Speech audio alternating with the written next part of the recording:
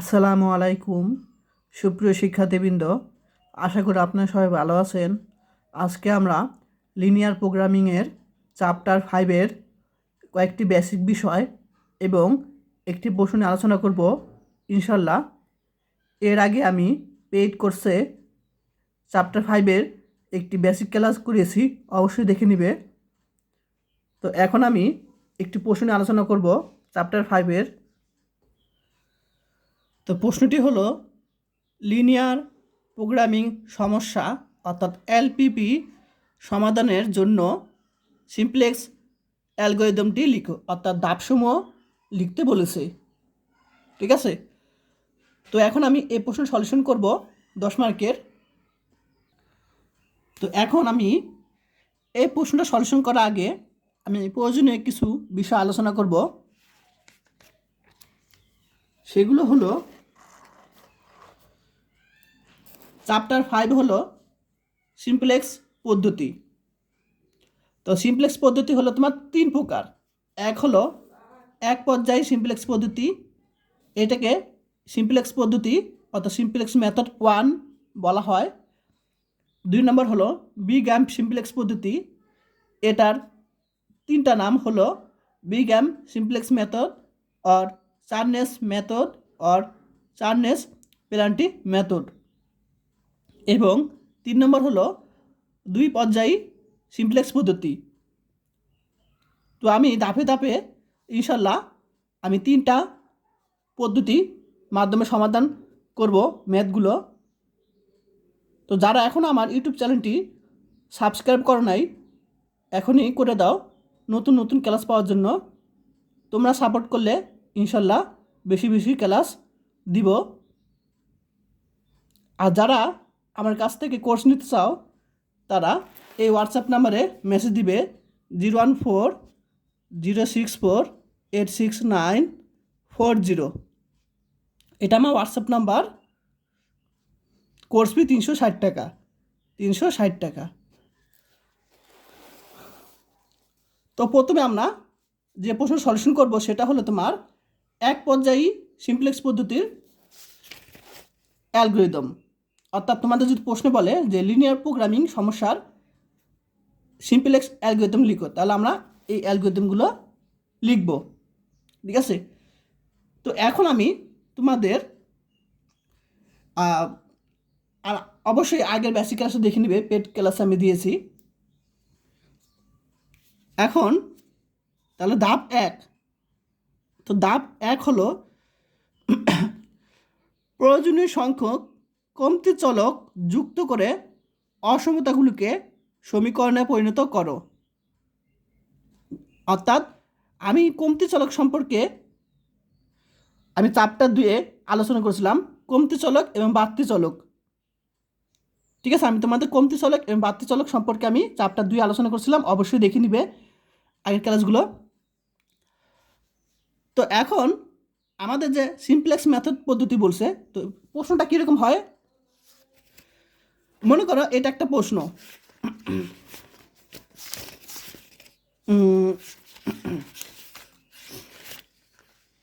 আচ্ছা, মনে করো এই একটা প্রশ্ন, এটা মনে একটা প্রশ্ন আসলো, এটা বলছে সিমপ্লেক্স পদ্ধতির সাহায্যে সমাধান করো।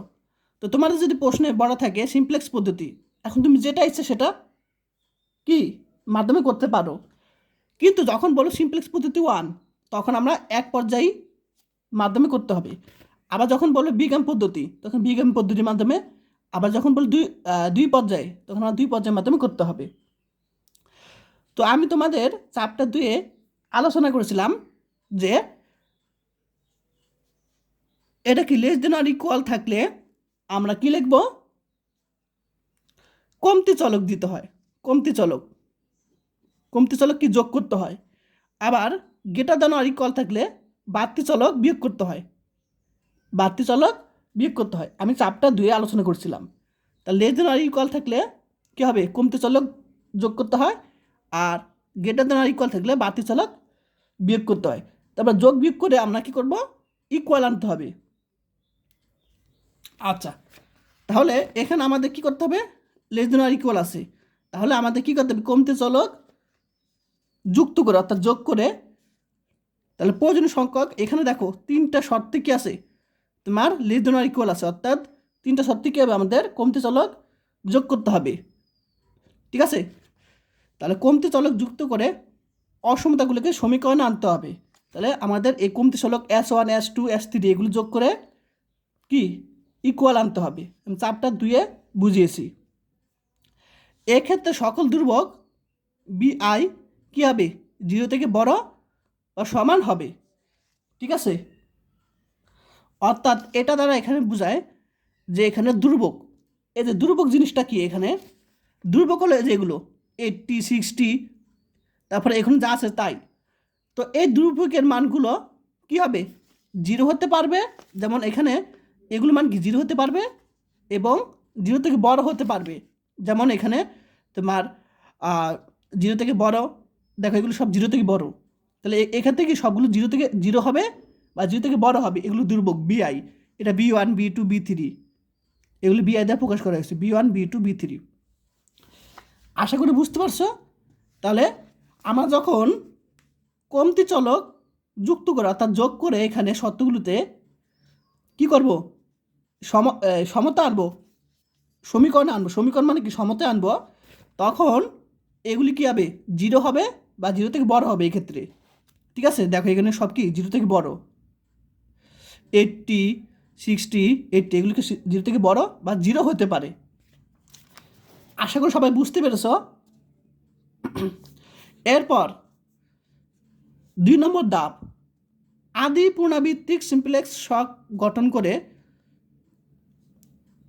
সকল কলামের জন্য যে মানে সিজে বের করতে হবে। তো আমাদের এরকম এটা দেখো খেয়াল করো,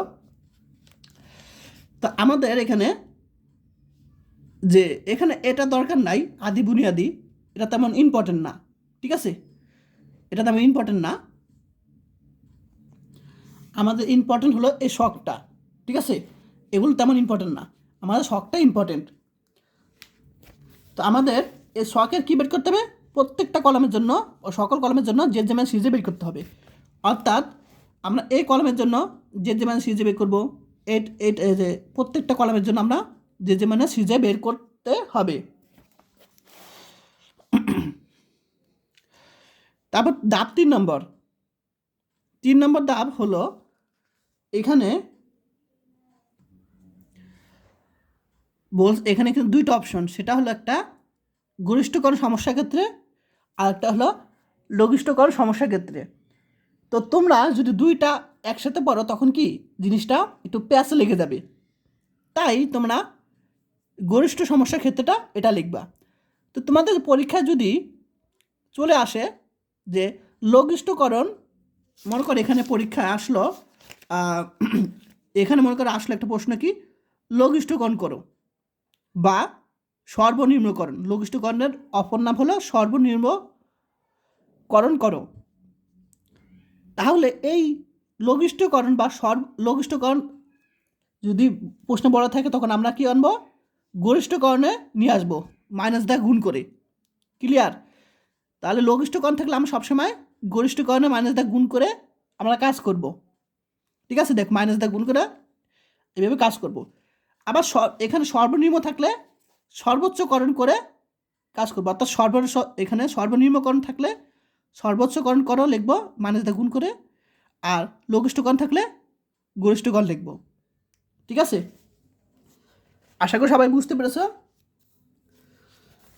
তাহলে আমরা সবসময় কি গরিষ্ঠকরণে নিয়ে আসবো, তাই আমরা গরিষ্ঠকরণটা একটা শিখবো, লঘিষ্ঠকরণ দরকার নেই। তাহলে শুধু লিখবো এখানে গরিষ্ঠকরণ সমস্যার ক্ষেত্রে লিখবো। আচ্ছা, যদি সকল কলামের জন্য যে মানে সিজে কী হয় গ্রেটার দেন অর ইকুয়াল 0 থেকে বড় বা 0 হয়, তবে এই ধাপে সমাধান পাওয়া যাবে এবং প্রক্রিয়াটি শেষ হবে। যদি যে মান সিজে 0 বা তার থেকে বড় না পাই, তাহলে কী হবে, প্রক্রিয়াটা চলতে থাকবে যতক্ষণ না পর্যন্ত এগুলোর মান 0 বা 0 থেকে বড় হয়। আমি একটা এক্সাম্পল মাধ্যমে বুঝাই। মনে করো এখানে দেখো এখানে প্রত্যেকটা কলামের যে মানে সিজে দেখো এখানে ঋণাত্মক মান পেয়েছি। -3 -2 এগুলো ঋণাত্মক মান পেয়েছি, তাহলে এই প্রক্রিয়াটা চলতে থাকবে যতক্ষণ না পর্যন্ত এগুলোর মান 0 বা কি হয় তোমার 0 থেকে বড় পাই।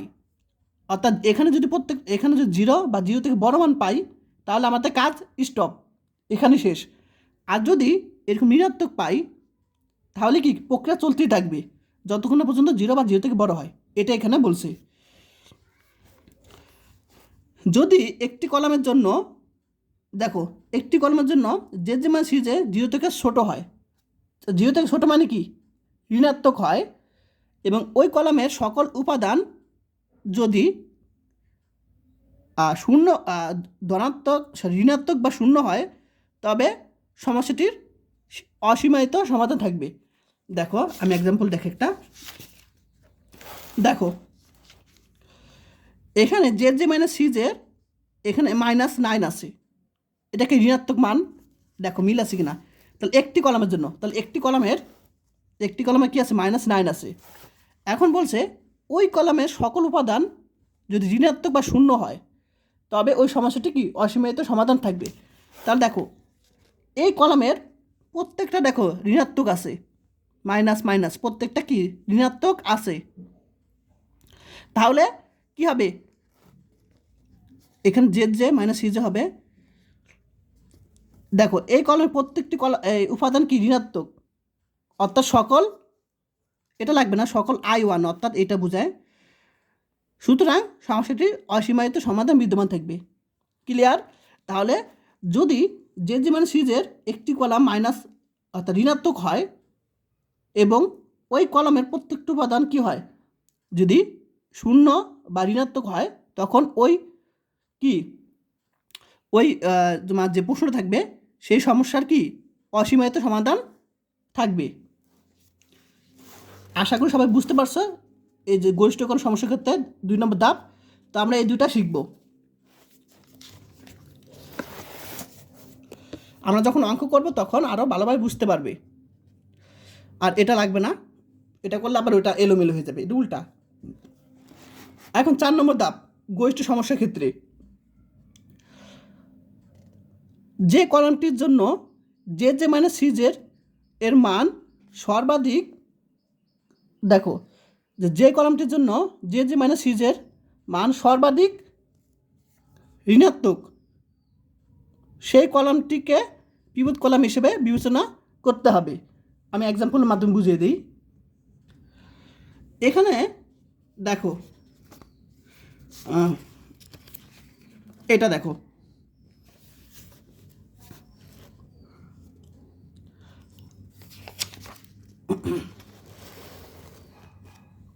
এটা একটু খেয়াল করো।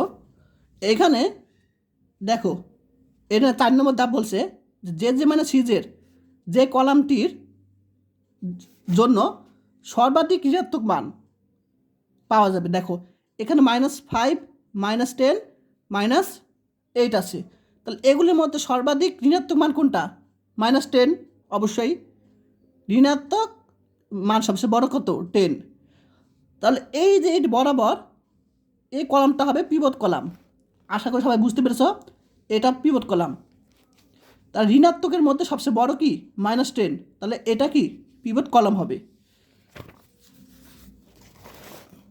আচ্ছা, এরপর বলছে যদি 2 বা ততোধিক এর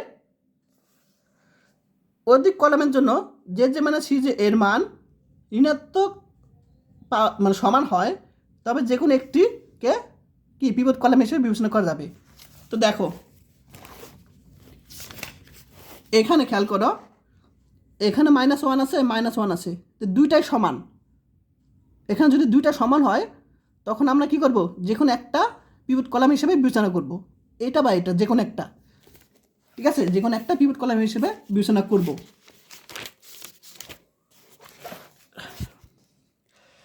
আশা করি সবাই বুঝতে পেরেছ।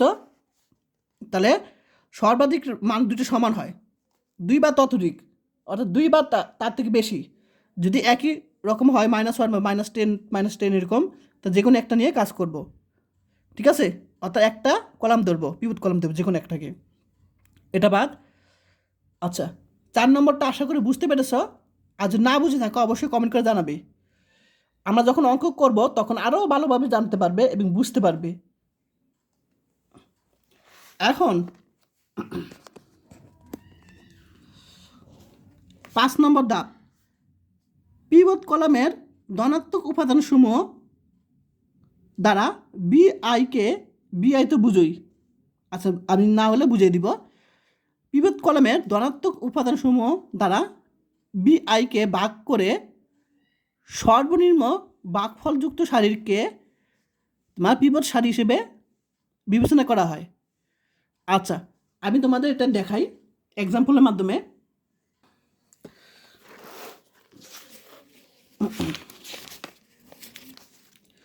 আচ্ছা এখানে দেখো, এগুলির মধ্যে সর্বাধিক ঋণাত্মক মান কোনটা? -5। তাহলে এটা কি? পিভট কলাম, তাই না? এটা হলো পিভট কলাম। এখন এই পিভট কলামকে, এই পিভট কলাম যে উপাদানগুলো আছে সেগুলো কি? এই যে এগুলো বিআই, অর্থাৎ এটাকে B1 বলা হয়, B2 বলা হয়, B3। তাহলে এটাকে বলা হয় তোমার ধ্রুবক, ঠিক আছে? তো ধ্রুবক এখানে তোমার বি, এটা বি হবে, বি দিব শুধু আমরা, এখানে বি ব্যাকটা দেওয়ার দরকার নাই। তো এখানে এটা B1, B2, B3, তো একসাথে আমরা লিখবো বিআই। তো আমরা এই যে অংশটা পেয়েছি এটা কি বলা হয়? Pivot column. তাহলে এটা দ্বারা পিভট কলাম ভাগ করব, তার মানে বোঝায় এই পিভট কলামের যে উপাদান এটা আমরা উপরে লিখব।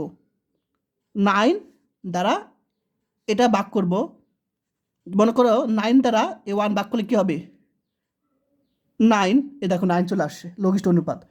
আবার 30 দ্বারা 5 ভাগ করি, কত? 6 চলে আসছে, 6, এই যে 6 চলে আসে এখানে, ক্লিয়ার? আবার 8 দ্বারা -1 ভাগ করি, 8 দ্বারা যদি -1 ভাগ করি তার ঋণাত্মক মান চলে আসে। এখন একটা বিষয় মনে রাখবা, যদি এটা দ্বারা এটা ভাগ করে যদি কি হয় ঋণাত্মক মান চলে আসে, তখন আমরা এখানে ঋণাত্মক মান দিব না, তখন আমরা এরকম একটা দাগ দিয়ে দিব, এরকম একটা দাগ দিয়ে দিব। ঋণাত্মক হলে আমরা এখানে লিখবো না এইভাবে। আশা করি সবাই বুঝতে পেরেছ। তাহলে আমরা ঋণাত্মক হলে দিব না, যদি এরকম ঋণাত্মক মান চলে আসে, অর্থাৎ এটা তারা ভাগ করে ঋণাত্মক মান চলে আসে, তখন আমরা এভাবে দিব না, ঠিক আছে? 0 হলে কিন্তু 0 লেখা যাবে। আবার মনে করো এখানে এখানে 0, অর্থাৎ এখানে মনে করো 0, তখন কিন্তু অসংখ্যিত হয়ে যাবে। তো এখানে 8, এটা মনে করো 0, তাহলে 8 দ্বারা 0কে এটা মনে করো 0, তাহলে ভাগ করলে কী হবে? অসংখ্যিত হয়ে যাবে, তখন কিন্তু আমরা এরকম দাগ দিয়ে দিব যার মান নেই। আবার এখানে যদি এটা দ্বারা ভাগ করে ঋণাত্মক মান চলে আসে, তখন আমরা এভাবে দাগ দিয়ে দিব, অর্থাৎ অসংজ্ঞায়িত এবং ঋণাত্মক মান আসলে ভাগ করে তখন আমরা এখানে এরকম দাগ দিয়ে দিব। এরপর বলছে যে ভাগ করে সর্বনিম্ন ভাগফল যুক্ত সারিকে। তাহলে দেখো আমরা ভাগ করে এখানে 9 পেয়েছি, এখানে পেয়েছি কত? 6 পেয়েছি। এই দুটার মধ্যে সর্বনিম্ন কোনটা? এই দুটার মধ্যে সর্বনিম্ন হলো 6। তাহলে এই 6, এই সারিটাকে বলা হয় তোমার কি? পিভট সারি। তাহলে এই সারিটাকে বলা হয় পিভট সারি। আশা করি সবাই বুঝতে পেরেছ। আর এটাকে বলা হয় পিভট কলাম। আচ্ছা, তারপর এখানে বলছে যে সর্বনিম্ন ভাগফল যুক্ত একাধিক সারি থাকলে যে কোনো একটিকে পিভট সারি হিসেবে বিবেচনা করা যায়। মনে করো এখানে 6 আছে, এখানে 6, ঠিক আছে? তাহলে আমরা যে কোনো একটা নিয়ে কাজ করলেই হবে। তারপর 6 নম্বর ধাপ, পিভট সারি ও পিভট কলামে ছেদ উপাদানকে পিভট উপাদান হিসেবে বিবেচনা করতে হবে। তাহলে আমরা এটাকে পিভট কলাম পেয়েছি, আর এটাকে পেয়েছি আবার পিভট সারি পেয়েছি। তাহলে এই পিভট কলাম, এই পিভট কলাম, পেন্সিল দেখি, এই যে পিভট কলাম আর এই যে পিভট সারি, সারি তো জানো এ পর্যন্ত সারি, এই যে সারি, এই পিভট কলাম, এই পিভট কলাম আর পিভট সারি ছেদ করছে কি? 5কে ছেদ করছে। এই 5 হলো তোমার পিভট উপাদান। আশা করি সবাই বুঝতে পেরেছ। এই পিভট কলাম আর পিভট সারি শেড করছে যে উপাদানকে, সেটা হলো তোমার পিভট উপাদান। এই যে শেড উপাদানকে বলা হয় পিভট উপাদান বলা হয়। 7 নম্বর ধাপ, নতুন শকে আমরা যখন নতুন আরেকটা শক করব তখন পিভট সারির প্রত্যেকটা উপাদানকে পিভট উপাদানটা ভাগ করতে হবে। আচ্ছা এখানে দেখো, আমরা এই একটা শক, এই শক থেকে নতুন একটা শক পাবো। এই শকটা পাওয়ার জন্য আমরা পিভট সারি কোনটা বলো তো? এখানে মনে করো এখানে পিভট সারি হলো, আচ্ছা আগেরটা কোনো জন্য করছিলাম, এই যেটা, এই যে এটা দিয়ে কাজ করে দেখাও। এখানে পিভট সারি কোনটা আছে? এটা হলো পিভট সারি 2 নম্বরটা।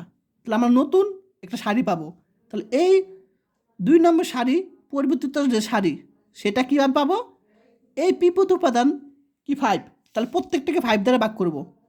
দেখো প্রত্যেকটাকে 5 দ্বারা ভাগ করছি। এখানে মনে কর পিভট উপাদান 6, তাহলে প্রত্যেকটাকে 6 দ্বারা ভাগ করব এরকম।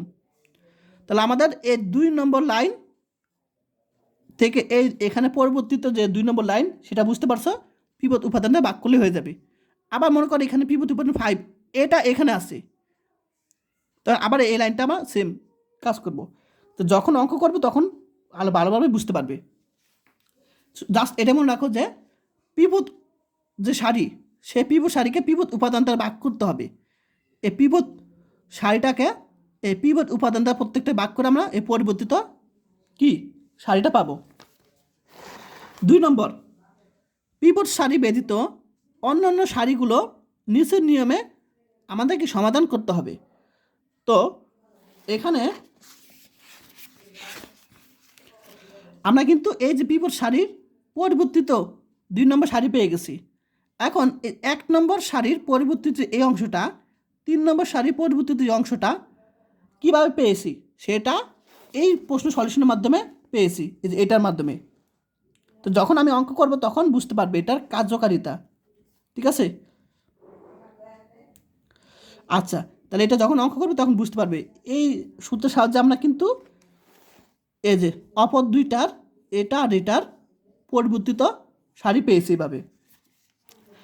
এরপর 8 নম্বর ধাপ হলো পুনরায় যে মানে সিজে নির্ণয় করতে হবে। আবার কি যে মানে সিজে নির্ণয় করতে হবে এবং ধাপ 3 অনুসারে পদক্ষেপ গ্রহণ করতে হবে, ঠিক আছে? অর্থাৎ ধাপ 3 কী ছিল? যদি 0 থেকে বড় পাই আমরা এর যে মানে সিজে 0 বা 0 থেকে বড় পাই তাহলে কি স্টপ, আর যদি না পাই ঋণাত্মক মান পাই, এরকম ঋণাত্মক মান পাই, তাহলে আবার এই কাজটা প্রক্রিয়া চলতে থাকবে। এটা এখানে বোঝানো হয়েছে। আর এগুলো তোমাদের যখন অঙ্ক করাবো তখন বুঝতে পারবে। আশা করি সবাই বুঝতে পেরেছ যে এইগুলোর প্রত্যেকটা লাইনের ধাপসমূহ। যদি বুঝে থাকো অবশ্যই এখনই আমার কমেন্ট করে জানাও, তাহলে তোমাদের রেসপন্স পেলে বুঝতে পারবো যে তোমরা বুঝতে পেরেছো, আমার বোঝানোটা তোমরা বুঝতে পেরেছো। আর না বুঝতে পারলেও আমাকে কমেন্ট করে জানাও, অবশ্যই জানাবা। আর যারা এখন আমার ইউটিউব চ্যানেলটি সাবস্ক্রাইব করো নাই, এখনই করে দাও। তোমরা যদি সাপোর্ট করো ইনশাল্লাহ আরও বেশি বেশি ক্লাস দিতে পারবো।